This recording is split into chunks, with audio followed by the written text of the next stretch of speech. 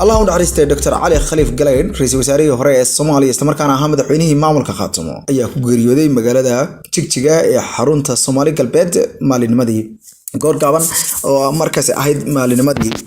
خمسة دكتور قلين أيه ورك وحشيجيا إن ومتكهبا وحنون لسه درسي أيضا ورك ردوان أي كصباحيا دكتور علي خليف قلين أيه وحكمتها سياسيين توقع عن استمر كان حلال كان نوع تهيبه marka laga reebo tan madaxweynenimada dalka ka soo qabtay laga soo bilaabo agaasime xildhibaan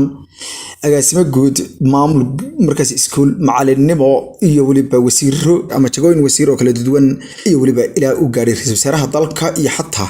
mid heer deegaan oo haatan ay waxa ay wararku sheegayaan hadaba Dr. Ali Khalif Galeyd in uu xanuun soo fod saaray iyada oo maamulka Soomaali galbeed ay iyo madaxweyne Cagjar ay gorsii horeysay sheegeen baaritaan suubinayaan ugu dambeyntii waxay dhameysiyeen in ay ku arkeen markay baareen jirkiisa xanuunka faafaha daran qoyska Dr. Galeyd ayaa waxay sheegayaan in qaar ka mid ah madaxda dalka Mareykanku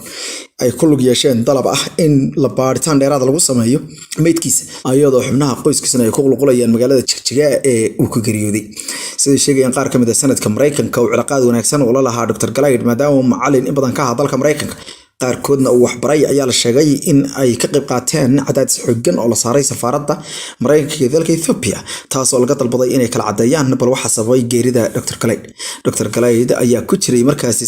sanadaha 79 ilaa 78 marka la eego taariikhda uu dhashay 15 bishii October sanadkii 1941 waxaana Dr. Galeyd haatan uu ku sugnaa magaaladaasi maalmihii ugu dambeeyay ama toddobaadkii ugu dambeeyay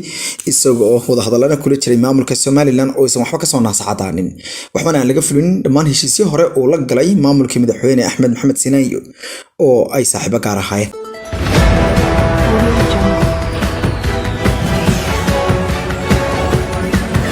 Audio